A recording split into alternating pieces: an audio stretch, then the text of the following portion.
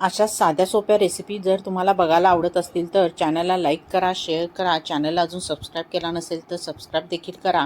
मस्त थंडगार कालवलेला भात म्हणजेच दही भात बनवण्यासाठी एक मोठी वाटी मऊ शिजवून पूर्णपणे थंड करून भात घ्यायचा. भात पुन्हा हाताने एकजीव करून त्यामध्ये डायरेक्ट दही न घालता थोडं थोडं थंड दूध घालून भात चांगला कालवून घ्यायचा. अंदाजे पाऊण वाटी दूध आपण यामध्ये घातले आहे.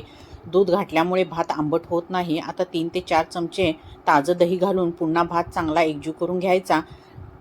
लसूण आवडत असेल तर 3 ते 4 लसूण पाकळ्या बारीक करून यामध्ये घालायचे. चिमटभर मीठ घालून चांगले मिक्स करायचे. फोडणीसाठी पॅनमध्ये 2 चमचे तेल घेऊन पाव चमचा जिरे, 4 ते 5 कढीपत्त्याची पाने, थोडी बारीक चिरलेली कोथिंबीर, पाव चमचा हिंग पावडर व थोडे शेंगदाणे घालून ही खमंग फोडणी थोडी थंड करून भातामध्ये घालायची.